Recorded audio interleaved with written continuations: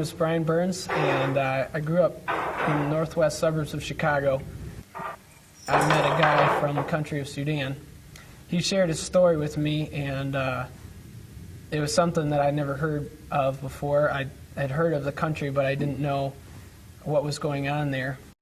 So I looked into it deeper, and as I learned more about this country, I felt a deepening desire to do something about the situation, but I had no idea what I could do. I found some literature from an organization that said that they had taken some trips there and some medical teams there, and so I thought, well, I'd like to help out any way I can, and I called them up and I said, I don't have any special skills, I'm not a doctor, I'm not trained to do anything yet, I'm just starting college, and can you use me in any way? And they weren't real sure at first, and it took a little convincing, but then they said, yeah, we'd like you to do the photography there. We didn't have much preparation, and before I knew it, I was in a refugee camp.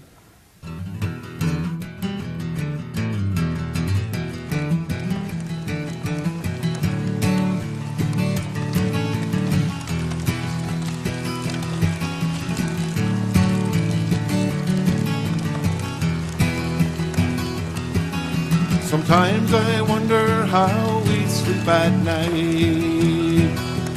Is it that we only see the world in black and white? Or deliberately close our eyes and stop our ears to the desperate cries of the children who we blame for their own plight? Tell me, how do we sleep at night? How do we sleep at night?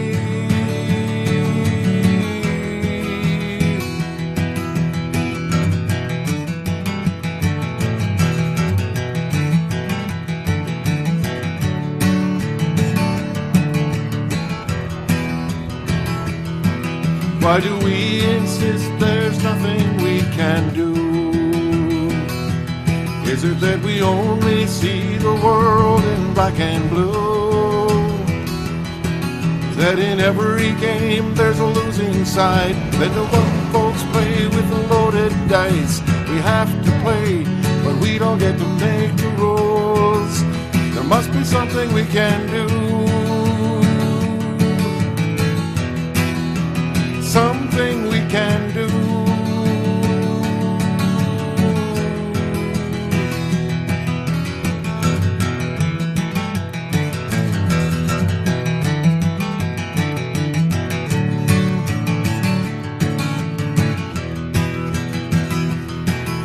Can you tell me how we can live this way? Is it that we only see the world in shades of gray? Or abandon those who need the most to the Father, Son, and the Holy Ghost, though we know that no one hears them when they pray? Tell me, how can we live this way?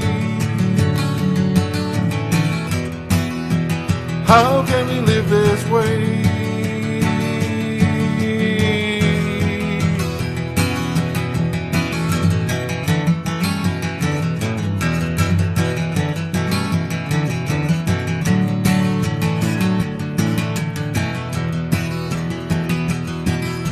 Sometimes I wonder how we sleep at night. Is it that we only see the world in black and white? Or deliberately close our eyes, stop our ears to the desperate cries of the children who we blame for their own plight? Tell me, how do we sleep at night? How do we sleep at night?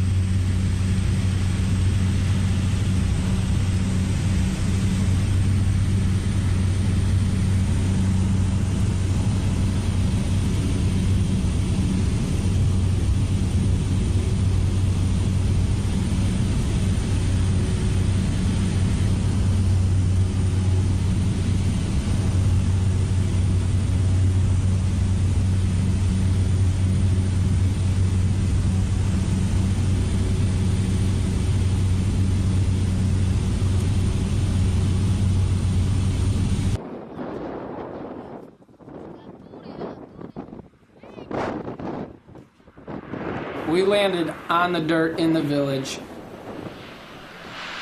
kicking up dust everywhere. We had to figure out where the village leader was. There was no prior communication because these people are so remote. But I remember that we opened up the cargo door on the back, and people started swarming in, and just like they thought that our whole thing was filled with food. But it was all medical supplies in all our bags. And we got it about halfway open, and there was just a rush of people climbing on the plane, like trying to get in. And I remember like us in desperation saying, "Close the door, close the door, close the door." And then we closed the door, and it was like, oh my gosh, what are we? Like I think that was the first realization, like that it was a very desperate situation, and like, are we ready for what we're going into here? We were just glad the plane landed, and then all of a sudden, like, we started opening that back door, and it was just like this whole different world out there. There were a lot of people that needed help, like thousands of people sitting down waiting for help when we were in that refugee camp that day.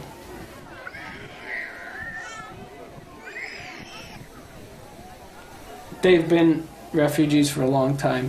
At whatever point in the war, they were bombed out of their village, or militiamen came in and chased them out of their village, and they've been refugees ever since. Some of them refugees for 20 years, some of them refugees for a couple of years, some of them maybe even recent refugees. And they go to wherever they know that there's food. So if there's food way over on the other side of the country, they'll walk however many days and nights to go get food there. But the problem is that this is a large number of people that are moving back and forth. And if there's a town of like 2,000 people that's doing okay and they have food there, and then you add another 1,000 refugees that are coming there to get the food, pretty soon you'll have 3,000 starving people because the food supply just gets depleted so quick with all these people coming in. And this has been a continual problem in Sudan. It just keeps happening over and over and over.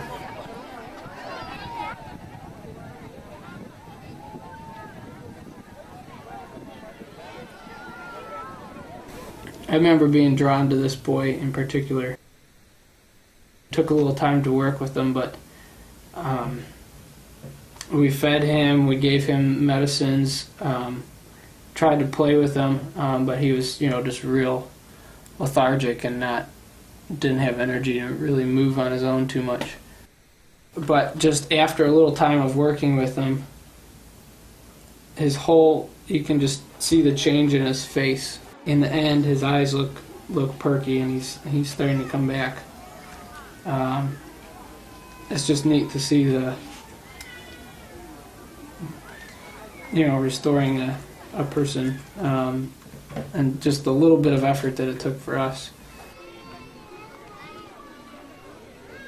We had more people needing IVs than we had doctors able to give them, and the doctors really, the best thing that they could do is to diagnose something and then leave it to the rest of us, to the other nurses that were there and the rest of us to run the pharmacy, to give the people the right medicines, and to give the people an IV or whatever.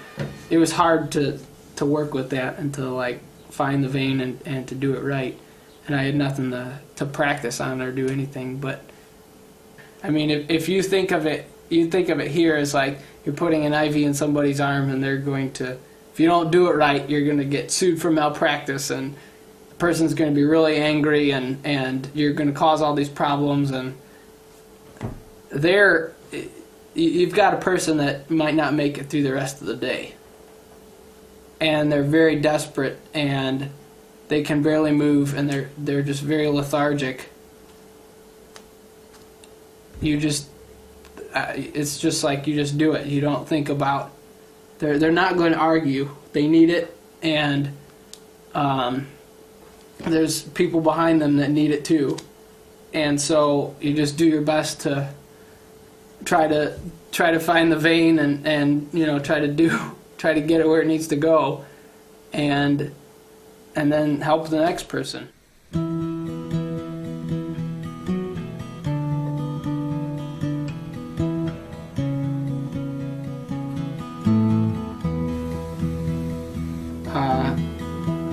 This woman,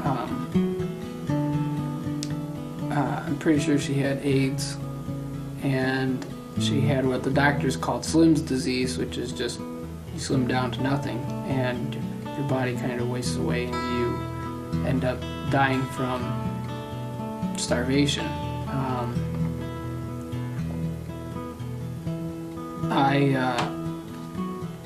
I helped her for about a day and a half, a full day and then all the way through the night, and the doctors had gone to another location that they heard was even needier than our area. Her mother was there all the way through the day, in the heat, and I just sat there on the concrete floor next to her and tried to make her feel comfortable, and she didn't have any energy, and she couldn't really move too much on her own. She could only barely communicate with her mother, and she couldn't communicate with me to what her needs were, and so I was just there to try to help her in any way that I could. I tried to find something to pass the time, and I ended up I tried to sing one of their songs that they had sang for us at one time, and they both thought that was pretty funny, and you could tell like she would smile and her eyes perked up a little bit more. And her mother was trying to show me this dance, and I guess when they sing this song in the village, then they do this dance, and I had no idea how to do this, but I figured I'm out here in the middle of nowhere with this woman who's dying, and I just started doing whatever dance. I just kind of dancing around, not knowing what I was doing at all. And they thought that that was really funny, and just seeing her laugh and be excited while she was there suffering and like wasting away to nothing, to see her just laugh at her mother and this crazy white guy trying to do their dance. That was a neat thing. And I stayed with her through the night.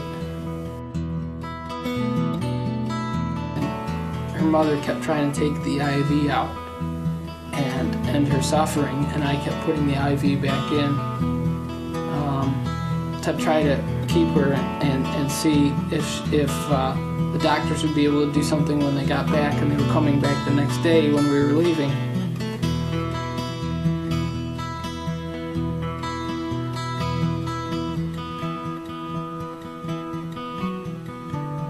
The doctors came back, and they took care of her for a little bit, and then she died, and we left about an hour later.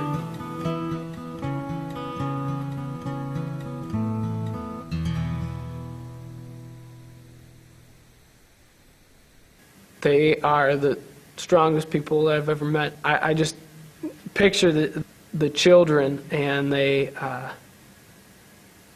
how easily they get excited, and they know what it's like to have community. In the United States, we can live in a home for 10 years and sometimes not even meet our neighbors across the street. That's something that we can learn from them. Really, I want people to realize the worth of the people in Sudan.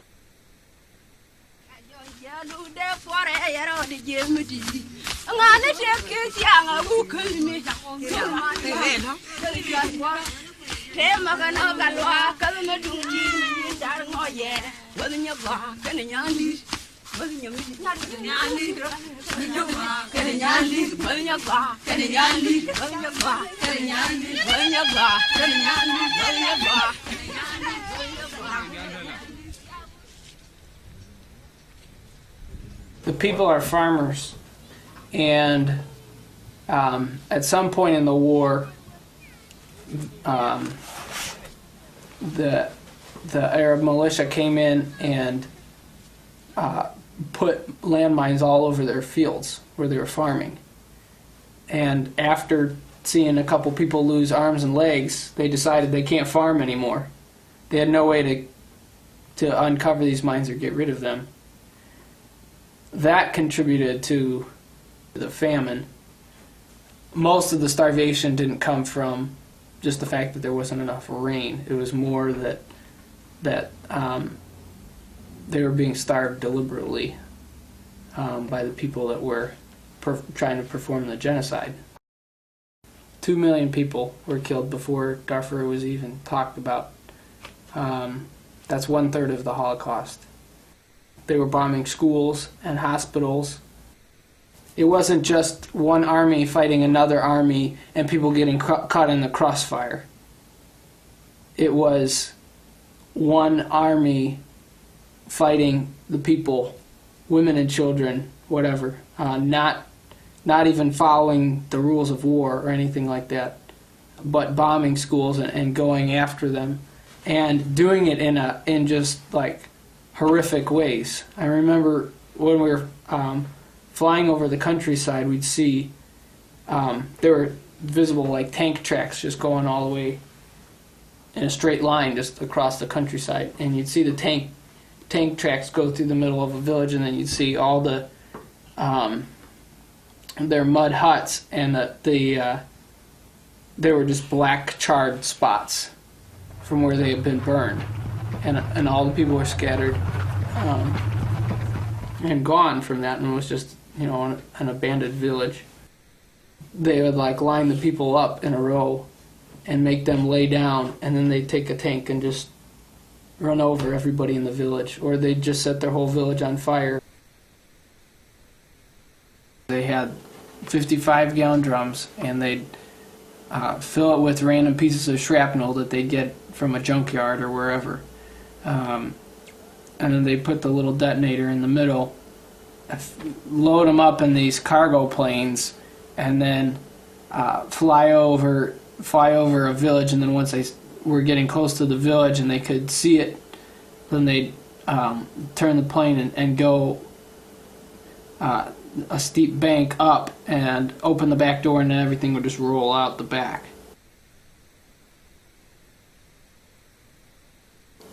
They could only react to the bomb being dropped. They couldn't shoot the plane out of the sky or anything like that, so the planes didn't need to be military planes that could fly fast and get out of the way, and, you know. There's a big difference between armies fighting armies and where it's a very deliberate move to wipe people out totally. It was a place where you see people being killed, women and the children, you know, girls at the age of 9 being raped, and the schools being burnt. And I was in one of the schools when it was actually burnt. And we just saw this group of people coming and started shooting. So we were always struggling to get out of the school building. One of my friends was shot, and he was saying, "Please help me." And he was reaching to grab my hand, but then we see the massive troops coming. And believe me, today, as I sit here with you, I still see that picture of someone soaked in the blood in the last moments of death and asking for help. And I don't know how I survived. I don't know how I ran faster to escape. But I believe today it is God that helped me through that picture. Well, today if you ask me really about my biggest memory, all is about atrocities, torture, genocide. I've probably seen many dead bodies than many adults here in the United States in my lifetime. People who are just killed and left in the open. And those are the pictures that haunted me every time. I do not want to see my children and the future generation to go through what I've gone through. I've never seen peace. I've never slept where I can sleep in peace. Always violence, guns, killings, murder. That's all what I've seen.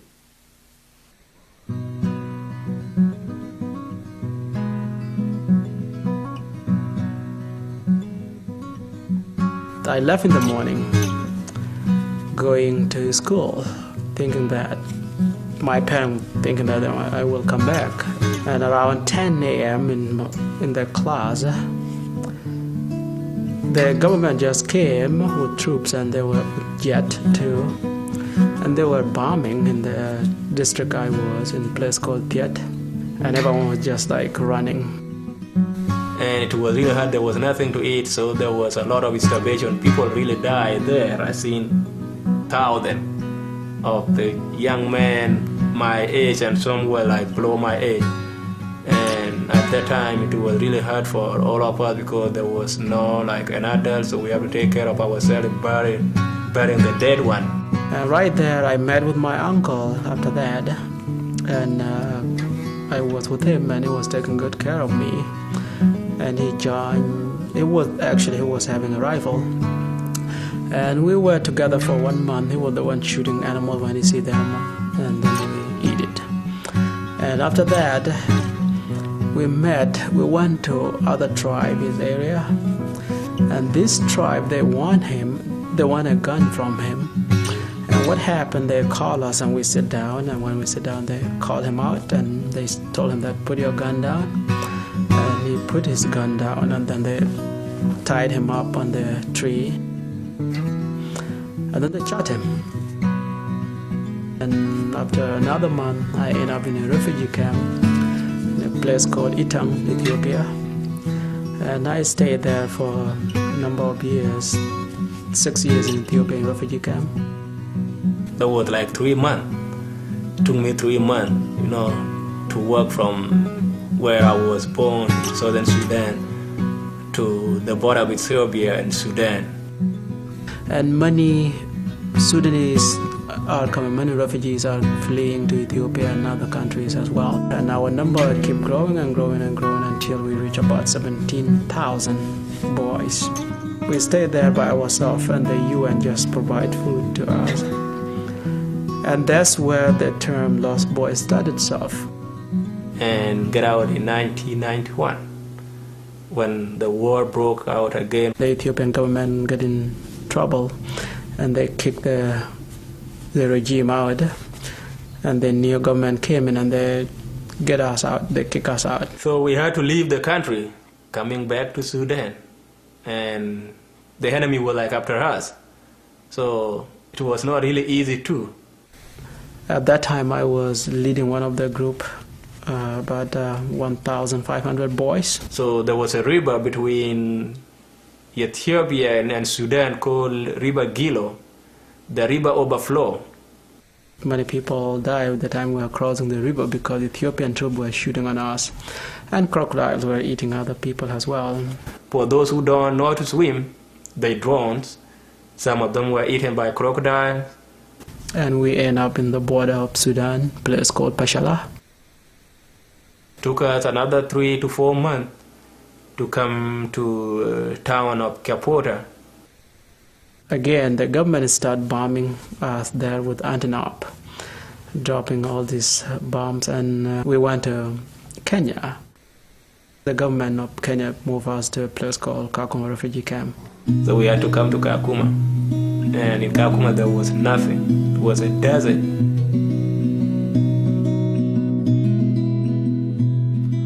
They've come, they've come, they've come, they've come again.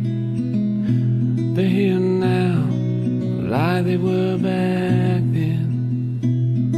Sleep won't even drive them away. They're in my head and they're gonna stay. I was 5 years old, feel like 100 now. Creases buried underneath my brow. With the other children I ran and grew. I saw sides of others that I never knew. They call me a lost boy, they call me a lost boy, but I know where I am, and I know where I've been. One day I'll go back home again. We swam the rivers under a ceaseless sun. Some were killed by animals, some were killed by guns. At night I floated, a body from behind, I did hold on. When I made it across, most of the boys were gone. A kernel of corn was a meal for a day. Just kept on moving, tried to stay awake. Sleep seems to the guns to be a cue. So my nights are long and I think of you. But they call me a lost boy, they call me a lost boy, but I know where I am, and I know where I've been. And one day I'll go back home again. I can't count the places that I've been, or the eyes that hate and hate again. Like a figurine on an old board game, I've been moved around like it's all the same. But now you call this place home, with the giants outside and the polished chrome.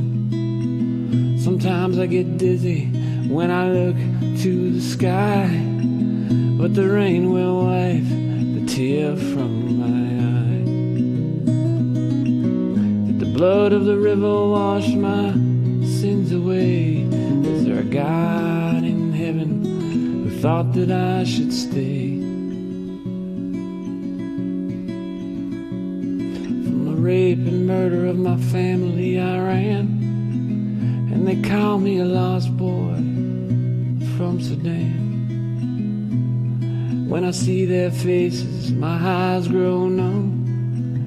Can you keep me awake until the morning comes? They call me a lost boy, they call me a lost boy, but I know where I am, and I know where I've been. One day I'll be back home again. One day I'll be back home again. One day I'll be back home again. I think I don't want to be called lost boy anymore, because I'm not lost now again. I'm fine everywhere. I'm here doing something, and I'm back home to where I was lost. 1998, when we landed in January in Khartoum, it was like landing on a page of National Geographic magazine, actually. It seemed unreal. It was nothing like I had ever experienced before, and maybe lots of others haven't either. Very barren and dusty place. So we went into a country that was unstable, into a country where there were a lot of angry words spoken as we went through different checkpoints. Government was not happy we were there. There are camps right outside of the city, camps of people who have escaped from the south, way south, up to the north, in the hope of finding some jobs, or which there aren't any. They had no water in these camps. They had to walk for miles and miles to get water, which is not potable water anyway. And then they had a clinic in one that I remember with bare shelves and very sick people waiting for care. Another room.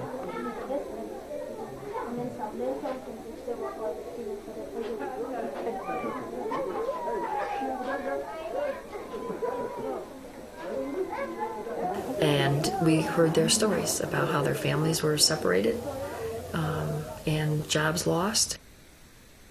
The people were living in what you would call huts. They were just simply merely shelters made out of cardboard and burlap, which of course in the rain would be demolished.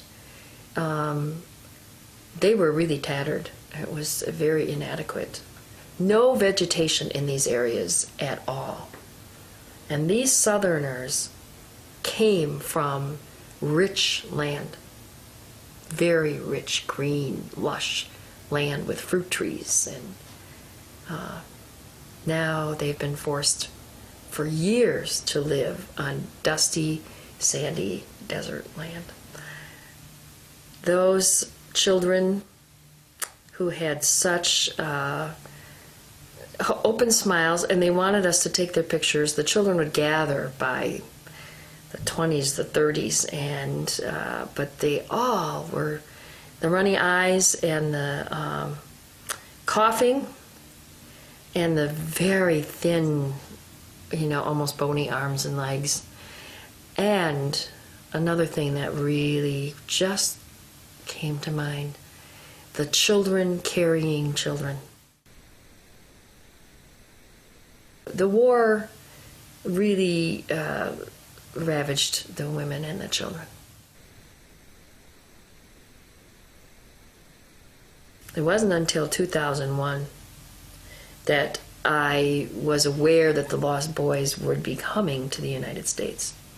Because I had already been in their country on a couple of occasions, I found that it wasn't hard to add them to a compartment of my life, I guess.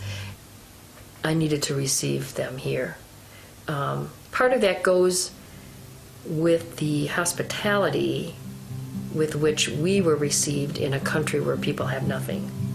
How could I not offer hospitality in a country that has everything? We had a place for volunteers to also come and meet the young men. And out of those volunteers formed a group called the Chicago Association for the Lost Boys of Sudan. And these people, we have a board now. We try to be listeners to the young men, to be advisors, but also to let them advise us. We raise money for their educations. Many of them are in school, starting out in city colleges and 2-year colleges and moving on now to 4-year colleges. We try to help them with medical assistance, those who don't have insurance through their work. In the very beginning, job placement was a big part of what some of the volunteers worked with. I feel a lot of love for the Lost Boys. I feel love for them, but I also feel compassion. I feel admiration. I'm very much impressed by the strength that these young men have that took them from childhood to adulthood under such harrowing experiences, and the strides that they have made since they've been here in 4 years. I'm very proud, very, very proud. Oh, they call me Mom Jackie.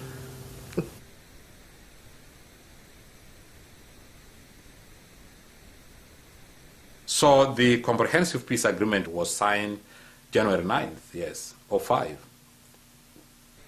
Once the peace is signed, we have ceasefire. The Khartoum government is to withdraw its troops from all southern areas, which they haven't done up to today. This is a 6-year program. The people of South Sudan, Nuba Mountains, Blue Nile, are to go for a referendum to decide whether we wanted to have one united Sudan or two countries with separate system of government. They wanted to have their own identity. They wanted to have a place called home. And many of us never had that place.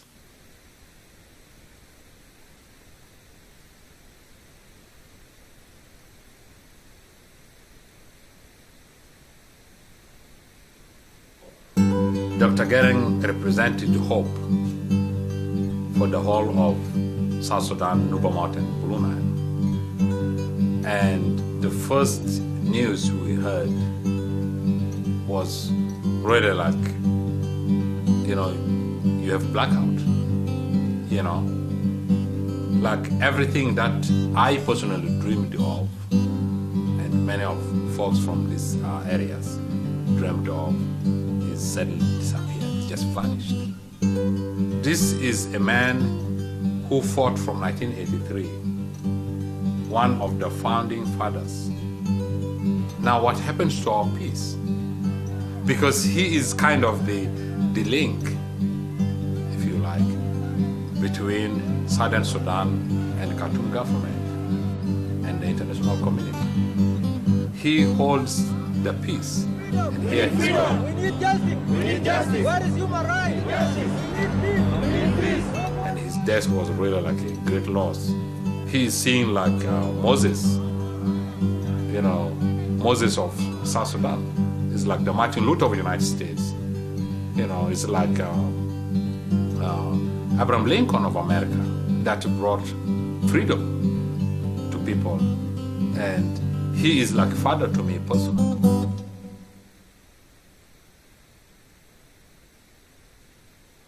Some countries now in Africa, they don't have this problem of water, but in southern Sudan it's terrible. And what they do, in their dry season, they abandon all their village and then move to where they could find the water. Seeing many people getting sick from the water they get, which is not clean, getting a guinea worm, and that guinea worm, it has a highly percentage to make you limp, to be a limp person. And seeing this guinea worm coming out in your body and making you sick, all this kind of thing make me really that I want to help and change this kind of situation. Now the peace has come and everyone is in need of development. I went back to Sudan in 2001 because my father was so ill from the drinking bad water. And when I get there, I find him and he was in a bad shape. And when I came back to America, I said, I can do something. Even though I'm alone, I could start to do something in order to help these people who are suffering from waterborne diseases. In 2003, I decided to form a non-profit, Water for Sudan, Inc.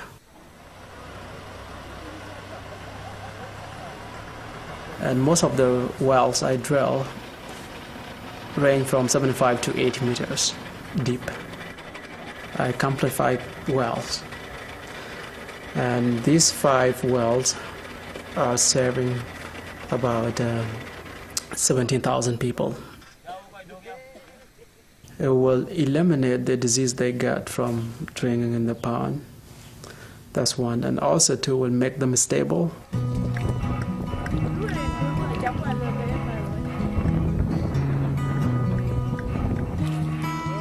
And seeing that little boy just going, putting his mouth on the water pump drinking, I was just happy to see that they are really, what I was trying is really doing what we need to do.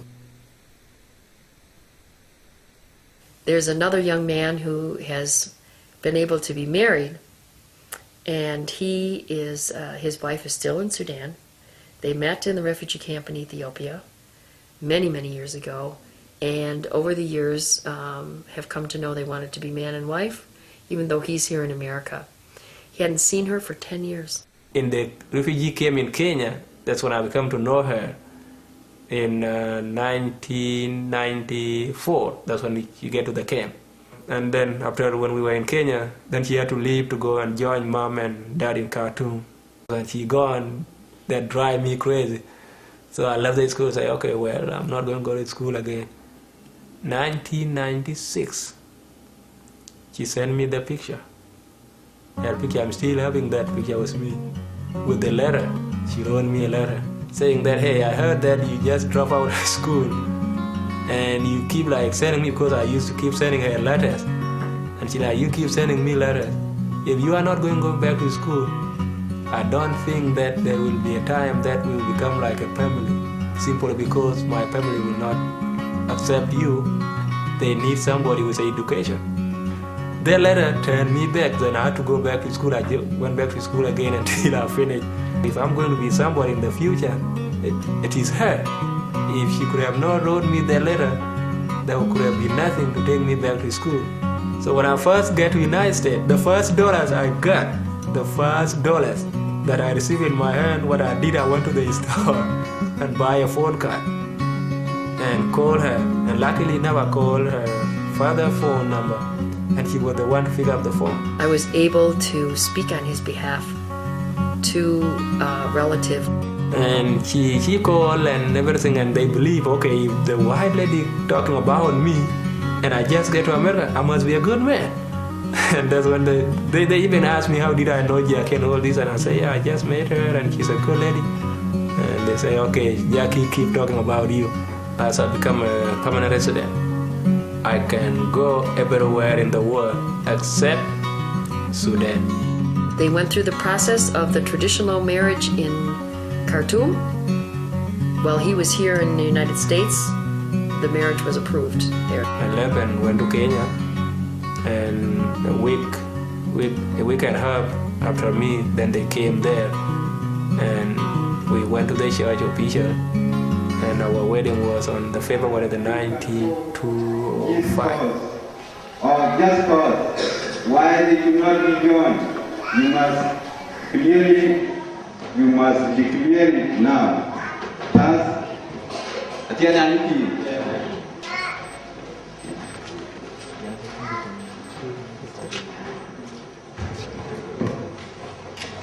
Hi, Jones. Thank you, Elisa. Hi, Elisa. I hear that. The reason why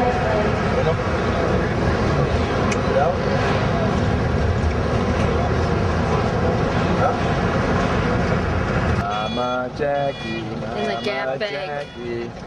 right in the mud. To sit? Yeah. Oh my. Here we are.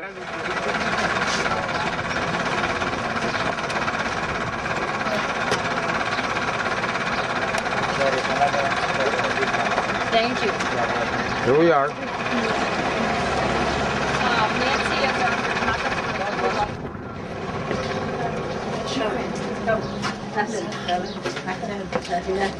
أهلا مرحبا. Hello. أهلا. السلام عليكم. مرحبا. And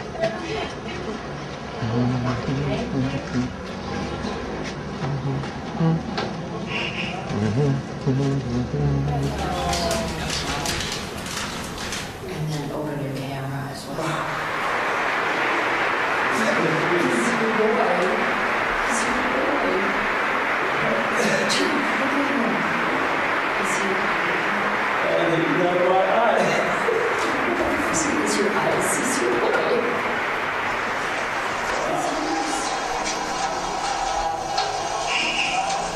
This was a most important moment for everyone that was on the team, that we could be bringing for you the movie of your baby that you haven't seen yet. I'm explaining who I am to your family, that I'm your American mother. John is my son in America. I am his American mother. Yeah, I know. You know? We heard about you. Oh. He is one of our bright, hardworking. The mother. Hi, Mama Jackie. Oh, that's you. Hello. Richard. I couldn't even keep from crying. Look at him. John. Can you believe it? How are you? I'm fine. Oh, How are you? very fine. You are welcome. Oh, thank you so much. John, here she is.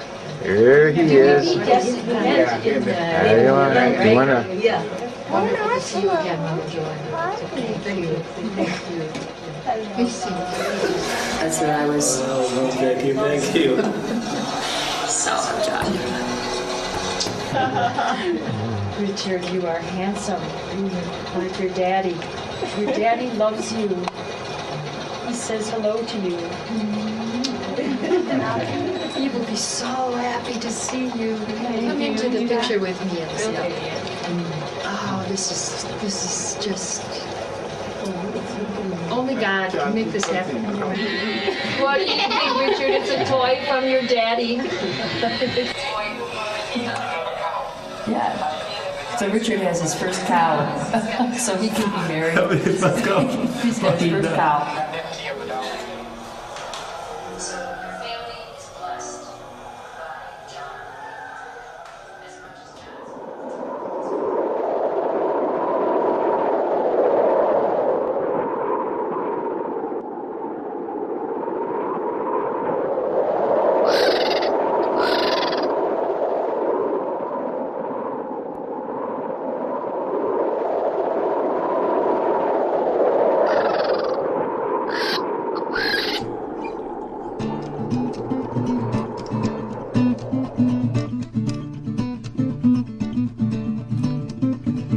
Genocide and Darfur, but we don't want to say it. There's a large humanity bill, but we don't want to pay it. There's Rwanda in our heads, we just want to forget it. It ain't white people in Europe, so we're just gonna let it. It's like genocide, it's called genocide. And don't believe the lies, it's called genocide.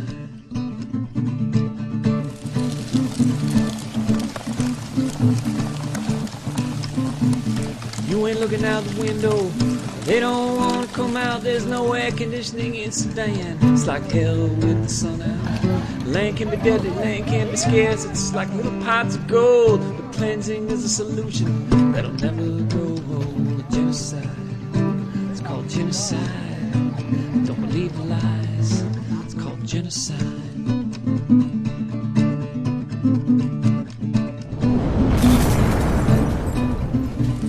Both and multiply, if it gets too crowded, some will have to die. The good Lord in his rocking chair takes it in with a punch-drunk stare. Armenians, Jews, Cambodians too, Rwandans killed while they prayed. U.S., Britain, France, the rest tuck their tails and puff up their chest. I can hear the children laughing, look outside and you can see them. If the heart of the earth it grows cold, would I really want to be them? Sometimes my daughter hugs me, I don't know what to say. She'll say, Daddy, why are you crying? And I look the other way. It's called genocide, it's called genocide. Don't believe the lies, it's called genocide.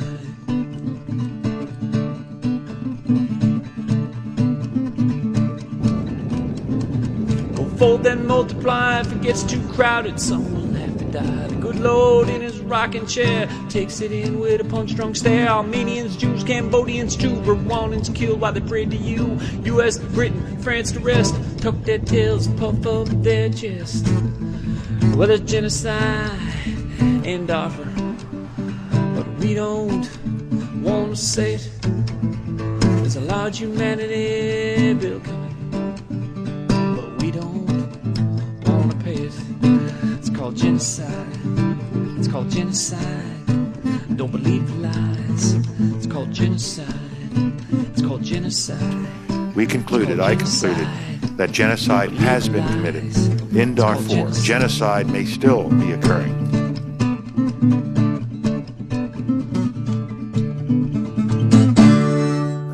And that the government of Sudan and the Janjaweed bear responsibility. I knew about Darfur, and I knew about, the problem. I was not naive to Darfur, and I said, yes, I'll go, and that was it. I knew what was going on, and I knew this peace and unity banners that were all over Khartoum were a joke, a cruel joke.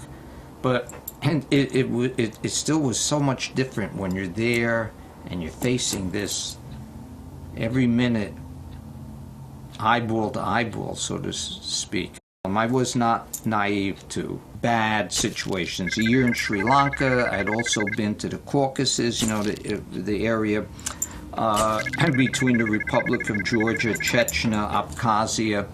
I had been there also on a volunteer mission. I'd been to Haiti, which is extreme poverty and a lot of problems there.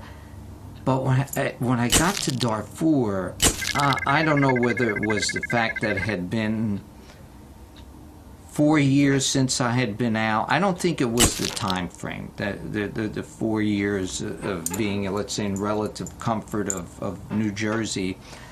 But it just was, and I knew what I was going to see, but maybe it was just the immensity of the situation. It just was. It wasn't overwhelming because I just went in and sort of slugged it out every day. But I came back one day and whether I was on the verge of being overwhelmed or whatever, and one of the volunteers saw that I was, I won't say shaky or whatever, and he said, "Jerry, can I help you?" I said, you wouldn't happen to have a worldwide satellite phone? And he said, "Yeah, I'll get one for you." And I called my wife. I just had to sit in a corner and talk to her for 5-10 minutes and just tell her what was happening here. That no matter what you read in the paper, when you were sitting there and facing it every day, and that made a big difference. Just whatever 5 or 10 minutes I talked to her, then I went on for the next 2 months. Kalma camp, where I spent the bulk of my time, when I arrived, had 45,000 displaced people. 2 months later, when I left, it was estimated they had 75,000. Huge amount of patients, just all on mats, and so many of them so sick. We were there in the middle of a measles epidemic. In the U.S., you hardly ever see a case of measles. And measles is devastating to someone who's malnourished. And maybe 1 out of every 3, 1 out of every 4 with measles will die. And I can just picture this child with measles and the rash, and looking at him and examining him and seeing how sick he was, and just holding him and him dying in my arms. I can think of another child that probably had cerebral malaria, and because of the malnutrition and being overwhelmed, even though we started the treatment, the appropriate treatment for cerebral malaria, having seizures right there, convulsions. We didn't have the medication or the facilities to terminate the seizures, and again, just holding her and just trying to, keeping her mouth open so that she could breathe and waiting for the seizure to end. And unfortunately, when it ended, she stopped breathing.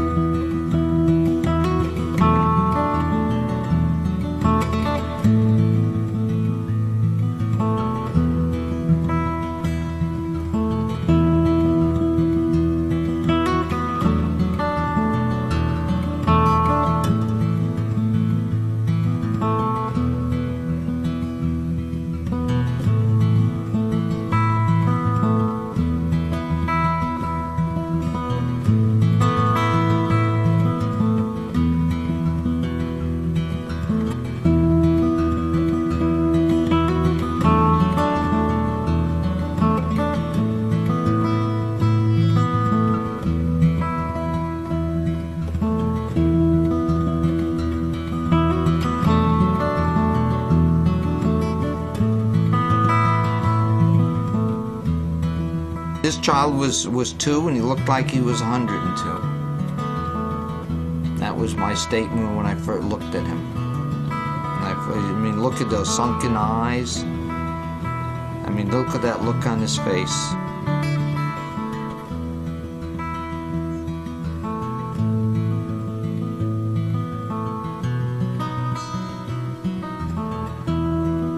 I can only imagine the pain and suffering that this child is having. Because he's not just passing away gracefully, but he's probably in too much pain and suffering too much to even react. You would take these children and you pick up their hands and it would just flop. There was no muscle tone, no strength. But I'm sure they were in pain. I'm sure they were suffering. I'm sure they didn't have a peaceful passing away.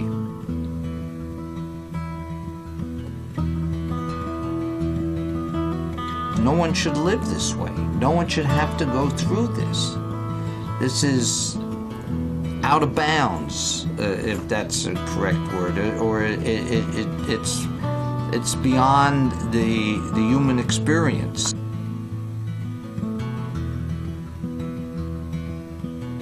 And there were many patients that I would see that, and that was hard to live with, that you would see when they came in, you would examine them like this, and you would do something and start them on medication, and then go on to another patient, and another patient, and then Mary or Abdullah would call and say, come over and see him, and he was going, and he was gone in minutes.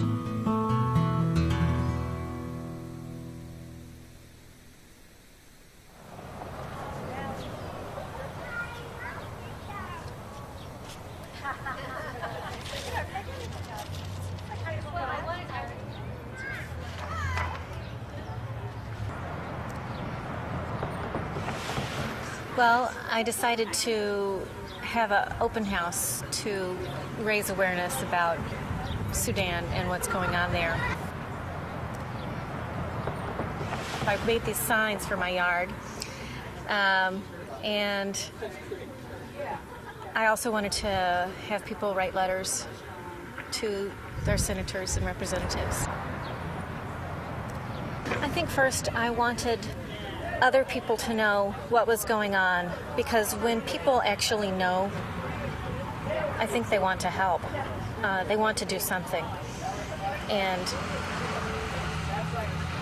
if our government thinks that we don't care, then they're not going to do anything. There's so many other things to care about, you know. So I think my first thought was, if I can get other people to care, or to know and then to care, then we can ask our government to do something.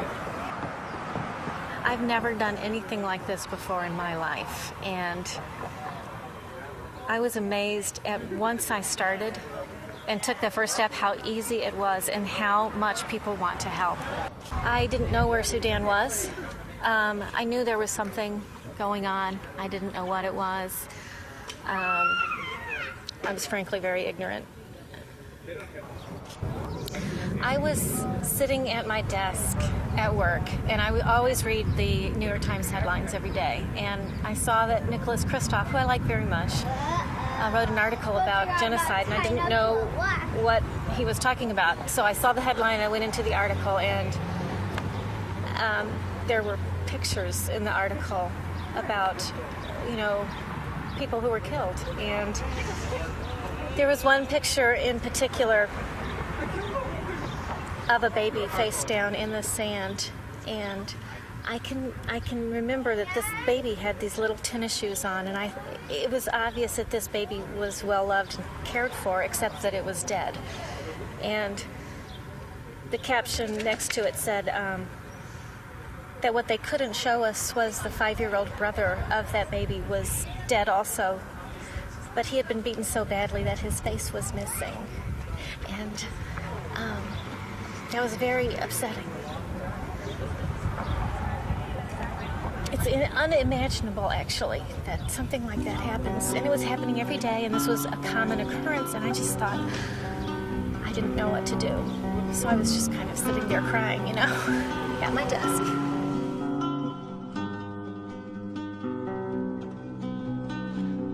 First among the telltale signs of madness is an unreasoning compulsion to believe in miracles and faith that love will find a way, that in the end the truth will set you free.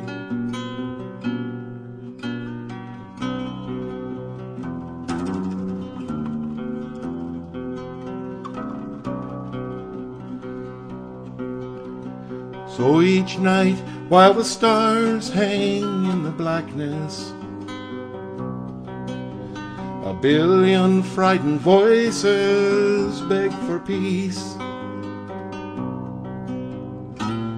Kneeling amongst the graves of paupers, kings, and slaves, the definition of eternity.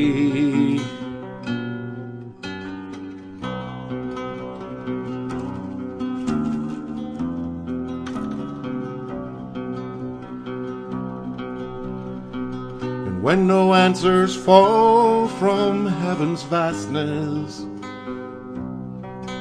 we convince ourselves that we lack purity,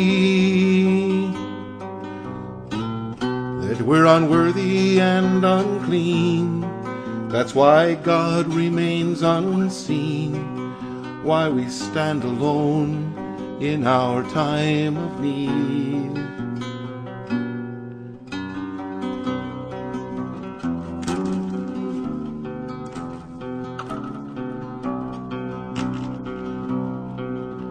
Yet if we look, there's a glimmer midst the ashes, a whisper of the way that things might be,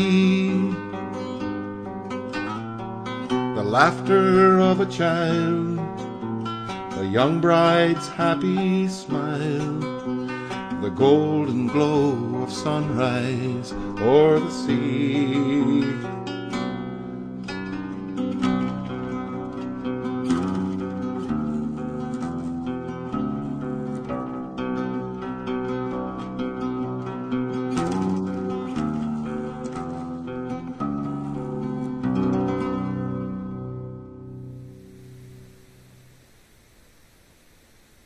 Well, I'm Alice Baumgartner, and I'm 18 years old, and I'm a senior at the Latin School of Chicago.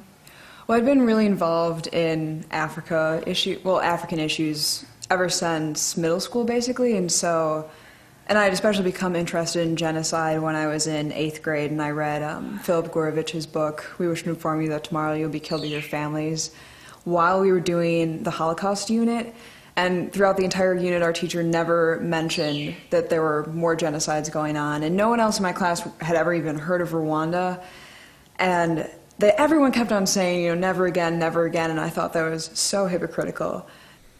Just sophomore year, I read this editorial in the New York Times about what they considered to be a genocide going on in Sudan because the U.S. at that time hadn't declared a genocide yet. And so that's when I really got started and started this activism group in my school, and just things got rolling from there, basically. I had this idea that maybe if we could get cameras to the kids in Sudan, then they could take pictures from their own perspective, and it wouldn't just be, you know, a media perspective. And to me, that seemed really important just because, from my own interest in Darfur, it was really being able to empathize with the kids there that really kind of sparked my passion for Darfur.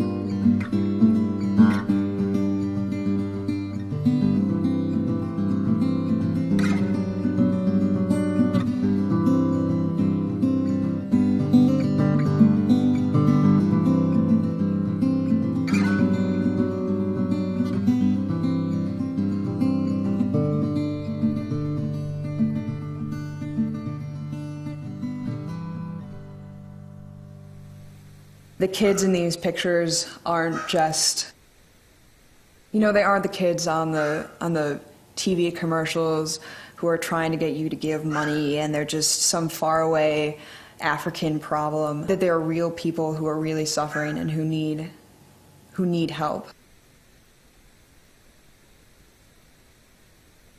There was this one picture that I really liked that we weren't able to put in the photo exhibit because it was too blurry. It was this like little boy who was sitting there in one of the tents reading this book and looking at the pictures, and it was just so cute, and he was like clearly very happy sitting there reading his book, and I thought that was really just a really inspiring picture. I would give the box of crayons out to take them out of my, I'd carry a few in my day pack and I'd take out and I'd give the child a box of, you know, had 25, 30 crayons in it, you know, a little crayon box with 30, 40 pieces of drawing paper, and just ask him or her to draw and bring them back. And they would, when they came back, I took them very discreetly. Didn't even really look at them right then because I didn't want anyone to see me, because you don't know who from the Sudanese government is around, because they were always around. And I'd hide them in my day pack and brought them back to my dormitory room where they were stuck in slipped into a Sunday edition in the New York Times, and that's how I got them out of the country. It was just I wanted to document through the eyes of a child what their life was. If you have to look at the pictures. Helicopters in the sky, mounted guns and mothers' cries. If this is war, please tell me why we're the only ones allowed to die. Give me crayons and paper, I'll draw what I see. If I close my eyes, can you still see me?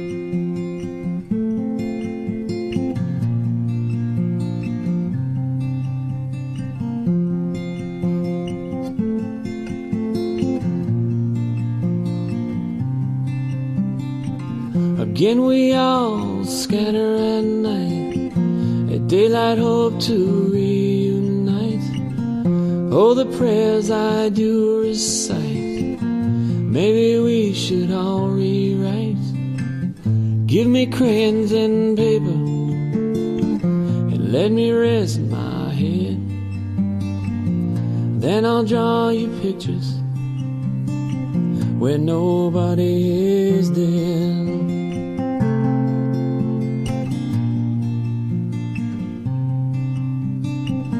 Shades of color, shades of gray. The birds fly in, but they don't stay.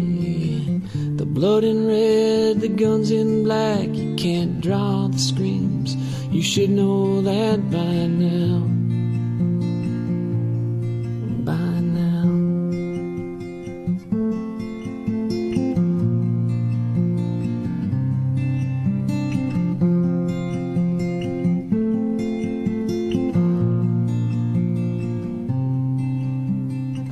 If I could draw you my eyes, so you could see from the inside, all the colors wouldn't collide. Well, can you say you really tried? Give me crayons and paper, and when my trembling hand it stops all its shaking, I'll draw you my land.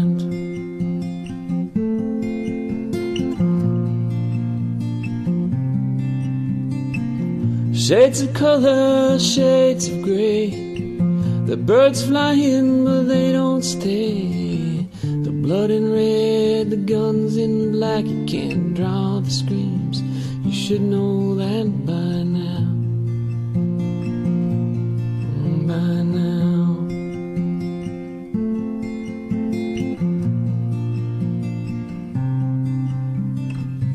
Give me crayons and paper, I'll draw what I see.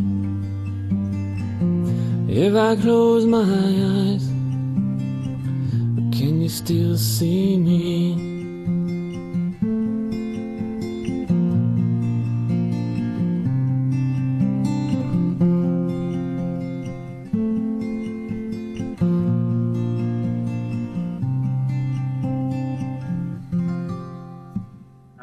Enjoying my life here in the 10 months, 11 months since I've been back. I'm doing so many of the things I wanted to do with my children and grandchildren and my wife. I enjoyed the office, but I couldn't say no. So if the phone rang now and they asked me to go back, even though we'd throw the office and everything into helter-skelter, I couldn't say no. I honestly could not say no, because I know what the need is. And I don't know if I could live with myself saying no.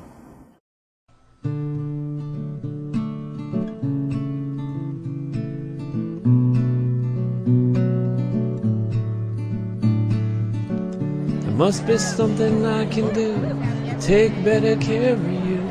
There must be something I can say to scare our blues away. There must be something I can do to take better care of you. There must be something I can say.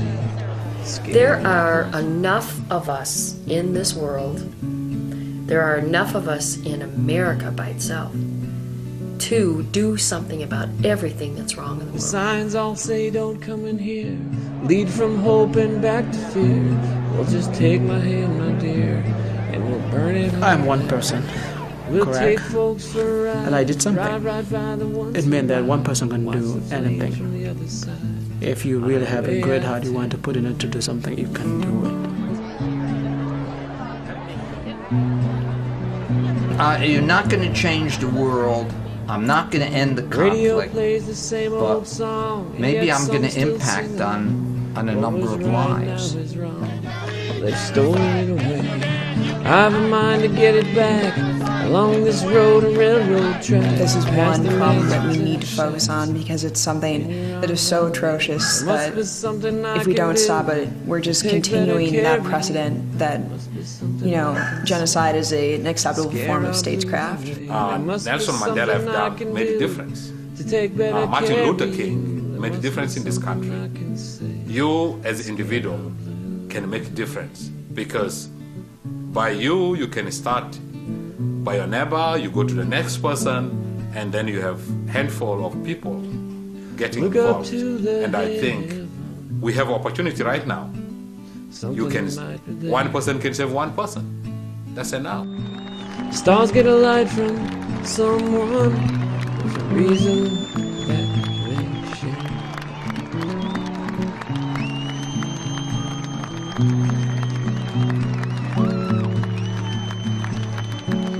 Morning light is coming soon. Let's draw the shades in this room. And here we are renewed from the madness swirling. But the time has come when we have to close our eyes and see who we're supposed to be. If we'll stand up, there must be something I can do to take better care of you.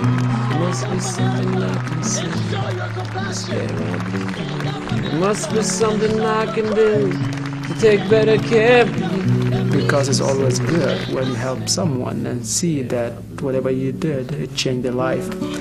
It's always good. You feel like you feel something in you.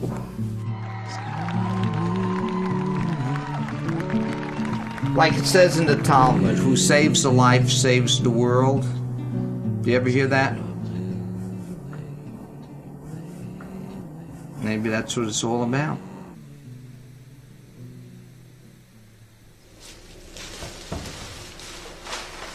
The first time I walked into a large grocery store, I just broke down crying because I couldn't relate to even my own culture after seeing the people dying and not getting enough food, and then walking down an aisle and seeing all the selections for Jell-O.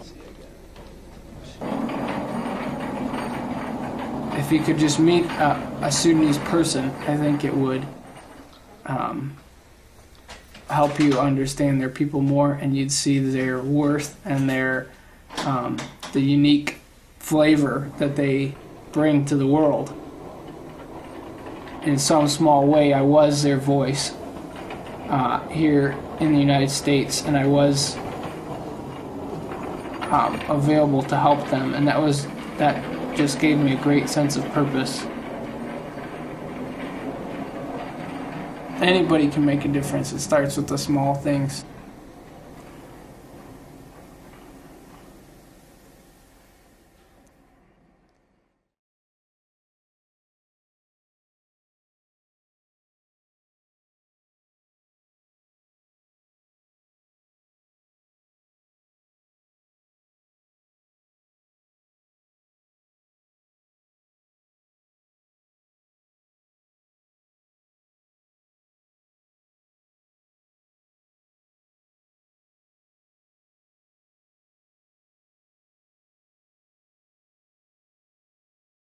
One, two, three, four.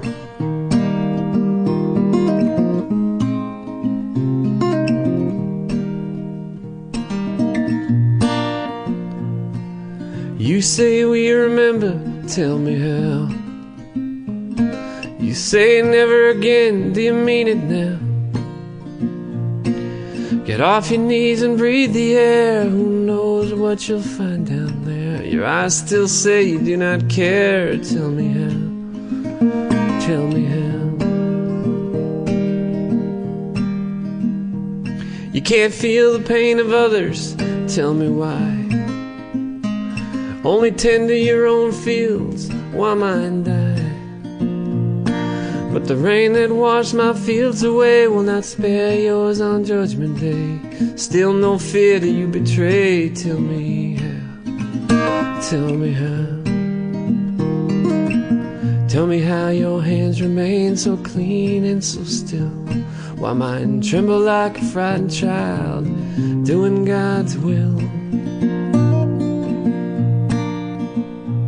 The Lord gives and He takes away, is that true? I must question His methods in regards to you. I'd rather lose my life today than have my humanity taken away. How do you keep the chills at bay? Tell me how. Tell me how. Tell me how your soul is free to replicate while it can, while mine stays dark and buried like a blight upon the land. You say we remember, tell me how. You say never again, do you mean it now? Get off your knees and breathe the air. Who knows what you'll find down there? Your eyes still say you do not care. Tell me how. Tell me how. Tell me how your hands remain so clean and so still, while mine tremble like a frightened child doing God's will. Tell me how.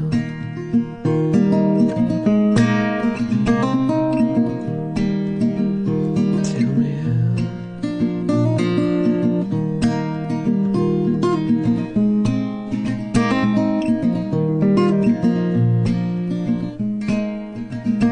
Tell me how.